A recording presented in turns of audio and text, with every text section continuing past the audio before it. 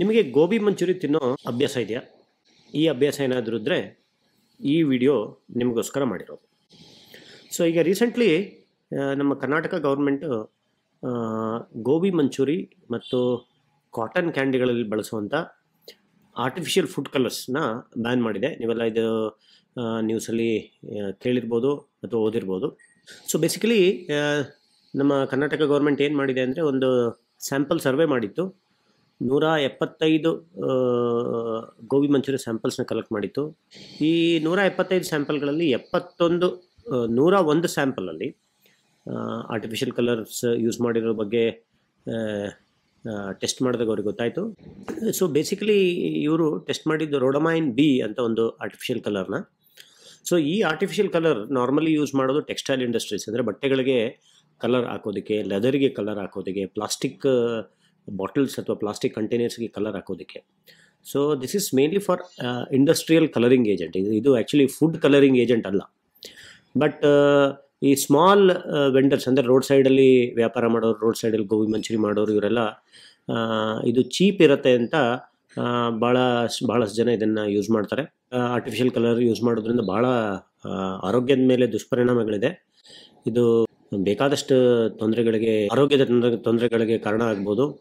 So ಇದರಲ್ಲಿ ಒಂದಂದರೆ ನಿಮಗೆ digestive issues ಬರ್ಬೋದು. ಫುಡ್ ಡೈಜೆಷನ್ ಸರಿಗೆ ಆಗದಲ್ಲೇ ಇರೋದು, ಇಂಡೈಜೆಷನ್ ಆಗೋದಾಗಿರ್ಬೋದು. ಆಮೇಲೆ ನಿಮಗೆ ಅಲರ್ಜಿ, ಆಸ್ಟ್ಮಸ್ ಬರೋದು, ಸ್ಕಿನ್ ಪ್ರಾಬ್ಲಮ್ಸ್ಗಳು ಬರೋದು, ಆ್ಯಂಡ್ ಇನ್ಕ್ಲೂಡಿಂಗ್ ಕ್ಯಾನ್ಸರ್ ಕೂಡ ಆಗ್ಬೋದು ಅಂತ ರಿಸರ್ಚ್ ಹೇಳುತ್ತೆ. ಸೊ ಇದು ಲೀಗಲಿ ಯೂಸ್ ಮಾಡುವಂಥ ಆರ್ಟಿಫಿಷಿಯಲ್ ಕಲರ್ ಅಲ್ಲ, ಈಗೇನು ಇದನ್ನು ಬ್ಯಾನ್ ಮಾಡಿದ್ದಾರೆ.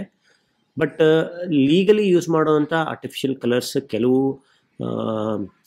ಫುಡ್ಸಿಗೆ ಯೂಸ್ ಮಾಡ್ತಾರೆ.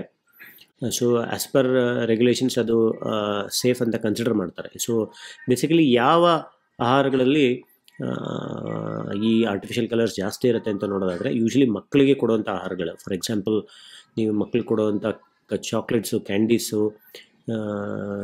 ಈ ಜೆಮ್ಸ್ ಚಾಕ್ಲೇಟೆಲ್ಲ ನೀವು ನೋಡಿರ್ಬೋದು, ಬೇರೆ ಬೇರೆ ಕಲರ್ಗಳಲ್ಲಿ ಬರುತ್ತೆ. ಸೊ ಈ ಮಕ್ಕಳು ಕೂಡ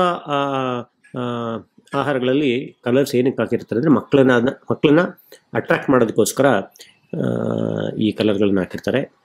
ಆ್ಯಂಡ್ ಕೇಕ್ಸು, ಪೇಸ್ಟ್ರೀಸು, ಐಸ್ ಕ್ರೀಮ್ಸು, ಜೆಲ್ಲೀಸು, ಕೆಲವು ಕಡೆ ಏನು ಫ್ರೂಟ್ ಜ್ಯೂಸಸ್ಗೂ ಹಾಕಿರ್ತಾರೆ. ಆ್ಯಂಡ್ ಈ ಕೋಲಾಗಳು, ಪೆಪ್ಸಿ, ಫ್ಯಾಂಟಾ, ಮಿರಿಂಡಾ ಏನು ಬರುತ್ತಲ್ಲ, ಅದರೆಲ್ಲ ಕಲರ್ ಇರೋದು ಆರ್ಟಿಫಿಷಿಯಲ್ ಕಲರಿಂಗ್ ಏಜೆಂಟಿಂದ.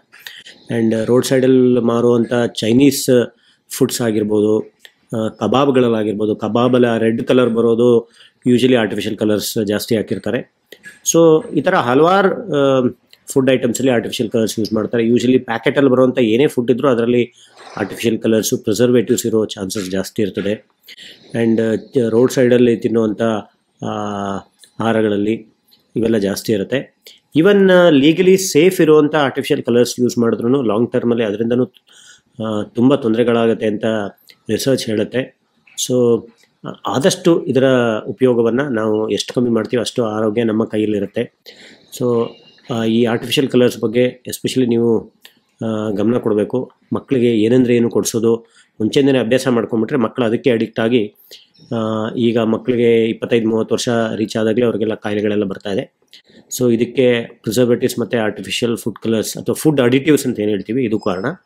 ಸೊ ಆದಷ್ಟು ಇದ್ರ ಬಗ್ಗೆ ನೀವು ಗಮನ ಕೊಟ್ಟರೆ ನಿಮ್ಮ ಆರೋಗ್ಯ ನಿಮ್ಮ ಕೈಲಿರುತ್ತೆ ಅಂತ ಹೇಳ್ತೀನಿ.